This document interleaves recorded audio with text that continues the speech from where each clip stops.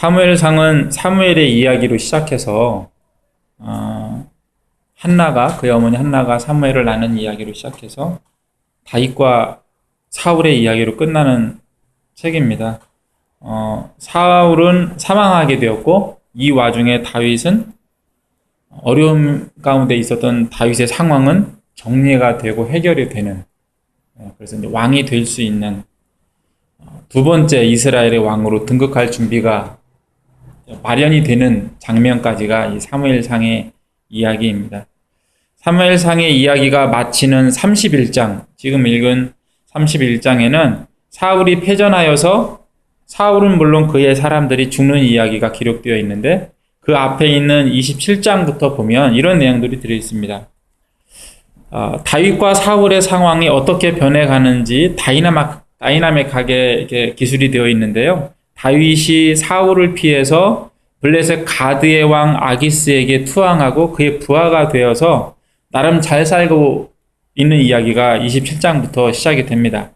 블레셋이 이스라엘과 전쟁을 하게 되었어요. 다윗은 가드왕 아기스와 함께 이스라엘과의 전쟁을 하게 됩니다. 그래서 그 전쟁에 참여하게 되는데 다윗으로서는 종족과 전쟁해야 되는 심적으로는 마음으로는 불편하고 하기 싫은 이 전쟁에 참여해야 되는 상황이 되었는데 다행히도 다른 블레셋의 지파에서 어떻게 다윗이 우리와 함께 전쟁하겠느냐, 걔는 언제 우리의 등을 찌르고 그 전공으로 그 이스라엘에 가서 이스라엘로 다시 돌아갈 수도 있다, 얘는 내보내야 된다, 우리와 함께 할 수 없다라고 다윗을 반대하게 되죠. 다행히도 다윗은 시글락으로 돌아가게 되는데 막상 돌아와 보니 좋은 게 아니었어요. 우리가 잘 알고 있는 돌아와 보니 자기가 살고 있던 그 시글락이라고 하는 성이 암몬 족속에 의해서 뭐라 그럴까요? 털린 거예요. 예, 암몬 족속이 와서 시글락을 침략하고 암몬이 아니라 아말렉 사람들이 시글락 성을 침략하고 재물과 여자들과 아이들을 다 끌고 갔습니다. 동족과의 전쟁이라는 문제를 피해서, 정말 우리가 흔히 하는 말로 은혜로 피해서 돌아와서 보니 집이 쑥대밭이 되어 있는 거죠. 풍지박산이 나 있었습니다. 이 사건으로 다윗의 부하들이 다윗에게 화가 나서 자기의 자식들이 또 아내가 이렇게 완전히 붙잡혀 갔다는 이유로 다윗을 이제 공격하려고 할 때에 다시 한번 은혜 가운데 아말렉을 뒤쫓아가게 되고 그들의 자녀들과 아내들, 가족들, 그리고 그들의 재산들을 거의 대부분 다 다시 이제 구해서 돌아오게 되는 이야기가 있습니다. 사울은 전쟁이 시작되자 두려움으로 인해서 신접하는 자와 박수를 스스로 멸했었는데 그 사실을 까먹고 무당을 찾아가서 죽은 사무엘을 불러오는 의식을 치르게 되죠. 결국 사울과 아들들, 많은 병사들이 전쟁에서 사망하고 이스라엘은 크게 패하게 되는 이야기가 오늘 31장까지 전개가 되고 있습니다. 전쟁이 막바지에 달할 때 사울은 몸에 화살을 맞게 되었고 중상을 입은 사울은 그의 무기를 들은 병사에게 나를 찔러라, 내가 이방인의 칼에 죽는다는 부끄러움을 당하지 않게 너가 나를 도와라 라는 이야기를 하는데 이 병사가 사울을 찌르지 못합니다. 사울이 자신을 죽이라고 한 이유가 나쁘지 않고 사실 명예를 위한 거잖아요.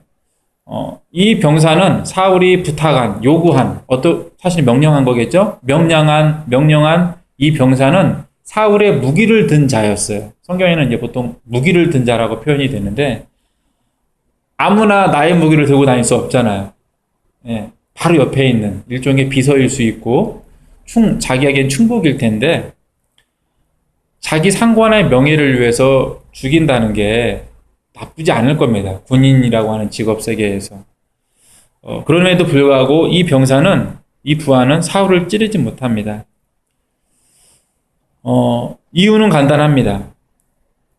사울의 명예를 위해서, 자존심을 위해서, 그의 고통을 감쇄시키기 위해서 당연히 그를 죽일 수 있었겠지만 이 병사는 사울 죽이기를 두려워했다라고 오늘 말씀에서 기록하고 있어요. 그는 심히 두려워했습니다. 그 명령을 그래서 수행하지 못해요. 어떻게 보면 그 부하에게 문제가 있는 것이 아닌가. 군인으로서 좀 군인 정신이 좀 잘못되어 있는 것 아닌가. 자기 상관을 잘 못 모신 것 아닌가 하는 생각이 들기도 합니다. 왜 이 사람이 자기 상관, 자기의 왕, 자기의 장군이라고 해야 되나요? 가장 높은 이 사울을 왜 찌르지 못했을까? 왜 그는 사울을 죽이는 일을, 그의 명예를 위해서 해야 하는 일인데도 불구하고 왜 하지 못했을까? 왜 그는 두려워했을까? 생각해 보게 되었습니다. 사울이 어떤 사람이길래 이 병사는 두려워했을까? 그 상황에서 그 부탁을 들어주지 못했을까? 않았을까? 사울과 아주 가까웠던 사이였을 것이고, 그래서 사울이 그 부탁을 했을 때 그는 너무나도 자연스럽게 당연히 그 부탁을 들어줬어야 되는데 왜 그는 사울을 죽이는 일을 두려워했을까? 그 이유는 사무엘상 24장 6절에 기록되어 있는 데서 찾아볼 수 있는데요. 말씀에 이렇게 기록되어 있습니다. 내가 손을 들어 여호와의 기름 부음을 받은 내 주를 치는 것은 여호와께서 금하시는 것이니 그는 여호와의 기름 부음을 받은 자가 됨이니라. 사울을 죽이기를 두려워하는 이유가 뭐냐면 그 사울이 기름 부음을 받은 자, 하나님의 기름 부음을 받은 자였기 때문입니다. 근데 이 말을 누가 했는지 아세요? 24장 6절. 누가 했죠? 다윗이죠. 맞아요. 다윗이 한 말이에요.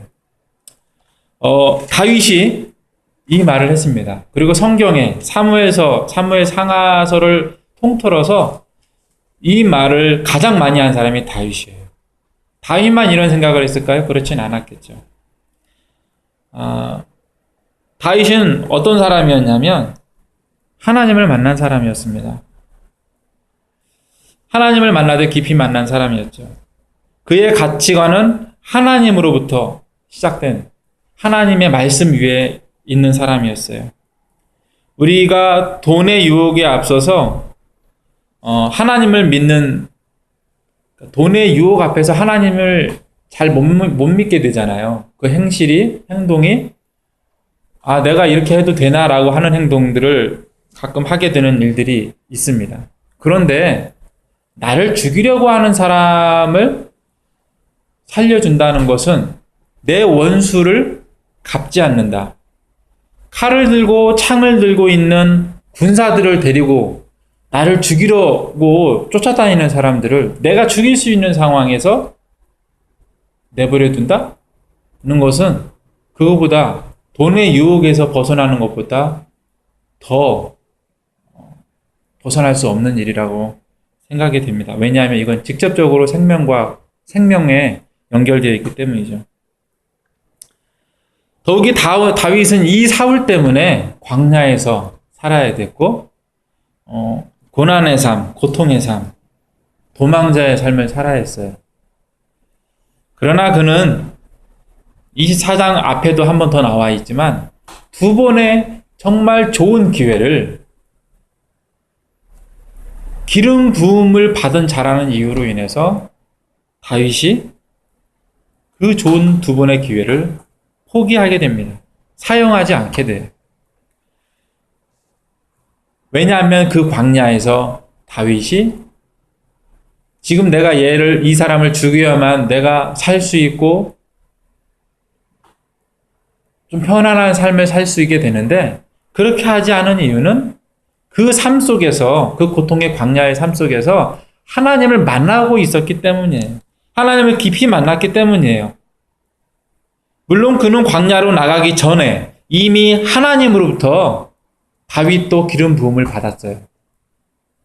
하나님의 은혜를 받은 사람이었어요. 하나님의 말씀을 받은 사람이었어요.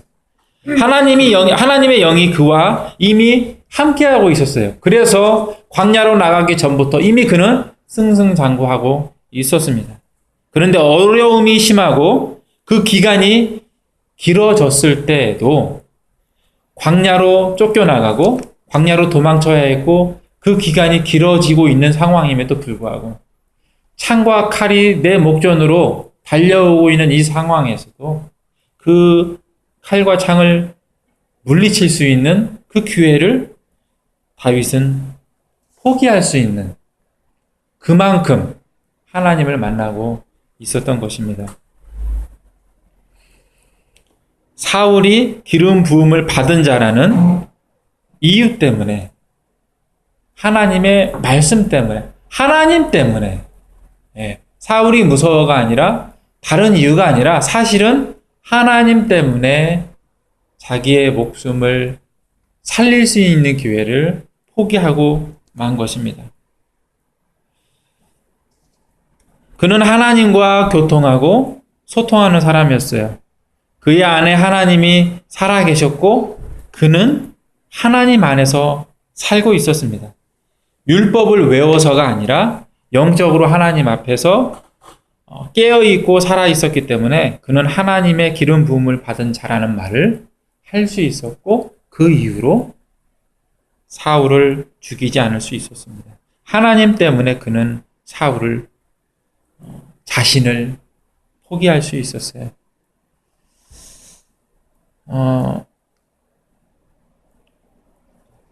다윗의 이 고백, 사울 그 사람은 기름 부음을 받은 자다라고 하는 이 고백은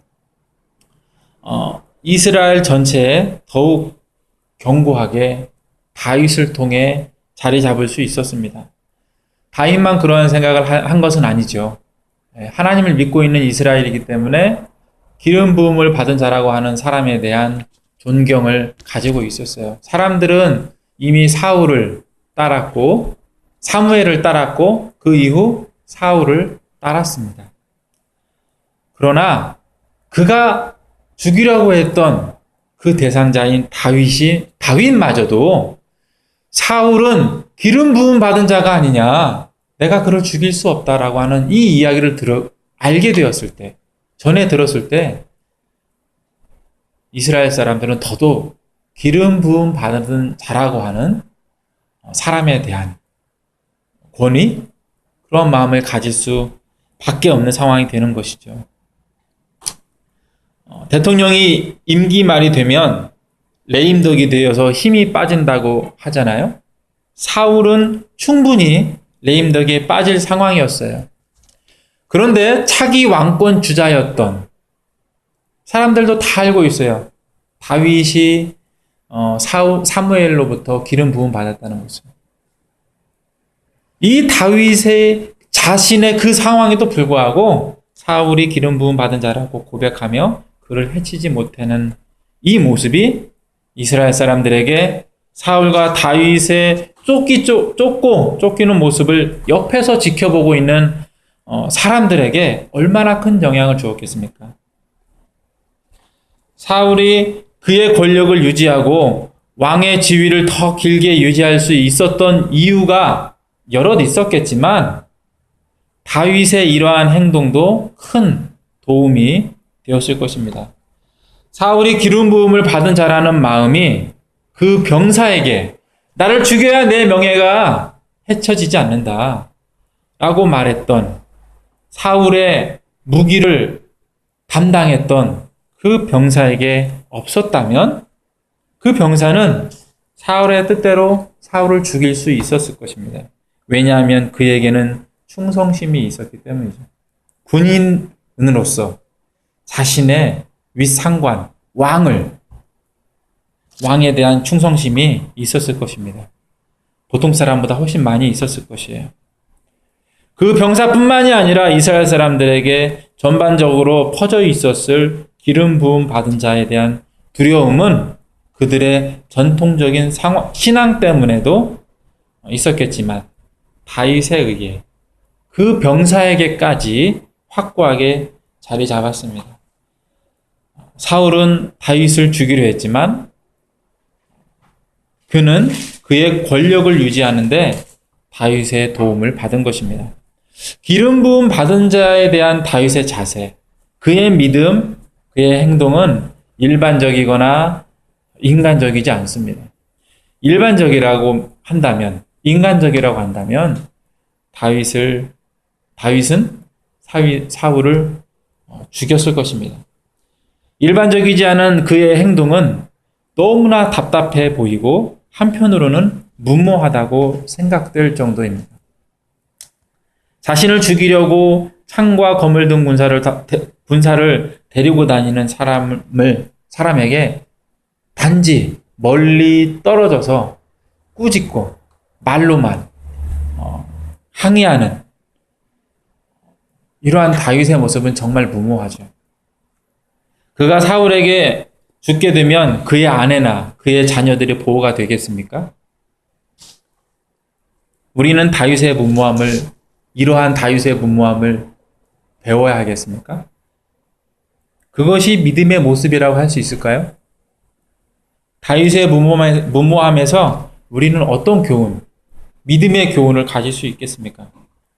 다윗은 사울의 위협 앞에서 자신이 기름 부음을 받을 때에 기름 부음 받을 때 받은 말씀에 대한 믿음을 잃지 않고 또 소망도 그치지 않았습니다. 이로 인한 그의 믿음의 삶, 인내의 삶은 사울에 대한 사랑의 삶이 되었어요. 그가 도망다니며 무모하게 살아갈 때 손해를 입지 않은 것이 아니고 고통이 없는 것도 아니고 위험이 없는 것도 아니었어요. 그러나 다윗은 하나님의 말씀으로 인해 그런 무모한 삶을 살게 되었습니다. 그리고 하나님은 그의 이 고통의 삶 속에서 그가 왕이 되도록 최종적으로 이루셨습니다. 그리고 그 과정에서 그를 구원하시며 전화위복의 은혜를 주셨습니다. 그래서 더욱 다윗은 강해져 갔고 위험을 극복했고 종국에는 그가 왕 위에 올라가게 된 것입니다. 다윗의 고통과 위험한 날들로 점철된 광야의 삶에서 하나님은 다윗에게 믿음이 더해지게 은혜를 주셨고 믿음 가운데 위험을 극복하는 은혜를 경험하게 하신 것입니다. 그냥 있어서 다윗이 이렇게 무모한 믿음을 갖게 된 것이 아니라 광야의 삶에서 다윗이 하나님을 여러 모습으로 만났던 것입니다. 다윗의 무모함은 하나님으로부터 시작되고 하나님은 그의 무모함에 대한 보상을 충분히 주셨습니다. 그 열매를 주신 것입니다. 하나님께서 처음부터 주신 약속을 이루어 주신 것입니다. 다윗은 그래서 그의 삶을 성공할 수 있었어요. 하나님께서 그의 약속을 이루어 주셨기 때문에, 그분이 처음부터 하신 약속을 이루어 주셨기 때문에. 다만 다윗은 하나님 안에 거하는 수고를 한 것입니다. 출애굽한 이스라엘이 광야의 삶에서 하나님을 배운 것처럼 다윗도 광야에서 하나님을 깊이 만나고 은혜 주시는 분임을 경험했습니다. 그의 광야의 삶은 그냥 살아가는 고통의 삶이 아니었어요. 하나님을 만나는 기회가 되었습니다. 글에만 적혀있는 존재가 아닌 살아계신 하나님, 나에게 말씀하시고 도우시는 하나님을 알게 된 것입니다. 다윗은 수많은 시편으로 이 사실들을 기록했고 고백했습니다. 또한 광야에서의 시편이 없었다면 왕궁에서의 시편도 없었을 것입니다. 없었습니다. 그가 광야에서 하나님을 만나고 경험했기 때문에 왕궁에서도 하나님을 찾고 그나마 그만큼 따를 수 있었던 것입니다. 다윗이 사울과 다른 점이 있다면 광야에서 하나님과 교제한 것입니다. 이 점이 그들의 나중을 다르게 만들었습니다. 하나님은 계속해서 찾아오시고 간섭하시고 은혜를 주셨는데 다윗은 그러한 하나님을 믿고 따랐고 사울은 그러한 하나님을 믿지 못하고 그의 삶에서 하나님을 빼고 살았습니다. 다윗이 아담과 다른 점이 있다면 범죄한 후에 하나님의 말씀을 들었을 때 다윗은 바로 회개했다는 점입니다. 아담은 변명을 했습니다.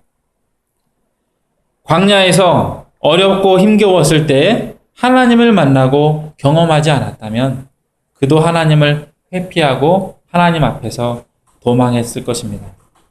광야는 다윗에게 무모함을 갖게 하는 기회가 되었어요.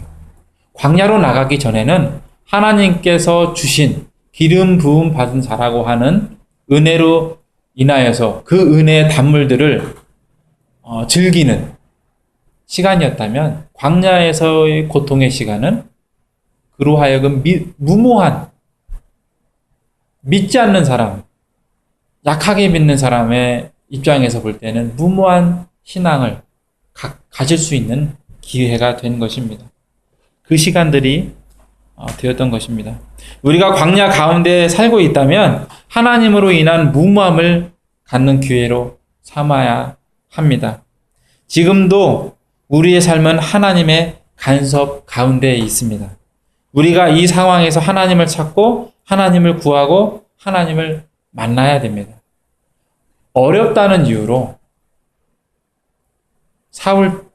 사울처럼 빈정상했다는 이유로 하나님의 뜻에서 벗어나는 것이 아니라 하나님을 더 찾고 만나는 시간으로 우리는 광야의 시간을 삼아야 됩니다.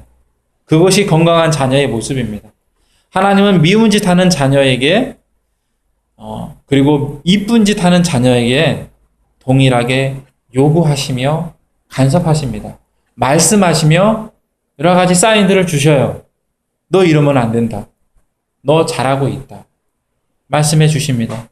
그 결과 이쁜 짓 하는 자녀, 성경에서 보면 사울은 미운 짓 하는 자녀고 다윗은 이쁜 짓 하는 자녀잖아요. 이 이쁜 짓 하는 자녀는 하나님 말씀대로 살아서 그 믿음의 결과를 맺게 됩니다.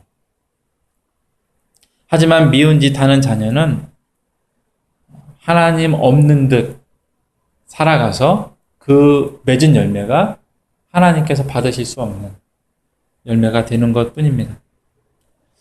하나님께서 동일하게 약속해 주시고 하나님께서 동일하게 약속을 이루어 주시지만 그 열매를 망치는 자가 누구냐?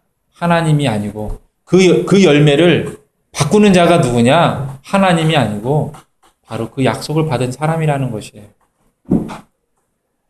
미운 짓 하는 자녀는 하나님 없는 듯 살아가며 치열하게 살아갑니다. 그에게서는 믿음의 시편이나 이러한 은혜의 결과물이 아니라 인생의 가계부만 남게 됩니다. 사울과 다윗의 인생은 달랐습니다. 그러나 그 둘의 시작은 똑같이 하나님이었습니다. 그리고 그 결과도 똑같이 하나님입니다.